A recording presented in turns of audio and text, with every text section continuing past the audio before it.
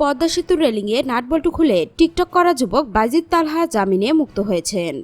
হাইকোর্টে দেওয়া জামিন আপিল বিভাগে বহাল রাখেন, ফলে তিনি কারাগার থেকে মুক্তি পেয়েছেন। রবিবার তার মুক্তির বিষয়টি নিশ্চিত করেছেন আসামিপক্ষের আইনজীবী ব্যারিস্টার অনিকার হক। জানা যায়, পদ্মা সেতু রেলিংয়ে নাটবল্টু খুলে ভিডিও ধারণ করে তা ভাইরাল করা ব্যক্তিকে আটকের পর পুলিশ জানিয়েছিল হাত দিয়ে নয়, সরঞ্জাম দিয়ে নাটবল্টু খুলে পরে ভিডিও করেন ওই ব্যক্তি। এ ঘটনায় রাজধানীর শান্তিনগর এলাকায় অভিযান চালিয়ে ওই যুবককে আটক করে অপরাধ তদন্ত বিভাগ সিআইডি। এর আগে পদ্মা সেতু রেলিংয়ে নাটবল্টু খুলে টিকটক করা যুবক বাইজিদ তালহাকে হাইকোর্টে দেওয়া জামিন বহাল রেখেছিল সুপ্রিম কোর্টের আপিল বিভাগ। পরে তিনি জামিনে মুক্ত হন। এ মামলায় নিম্ন আদালতে জামিন চেয়ে ব্যর্থ হওয়ার পর হাইকোর্টে জামিন আবেদন করেন বাইজিদ তালহা। সেই আবেদনের শুনানি নিয়ে গত বছরের 14 সেপ্টেম্বর হাইকোর্টের দত্ত বেঞ্চ তাকে জামিন দিয়ে রুল জারি করেন।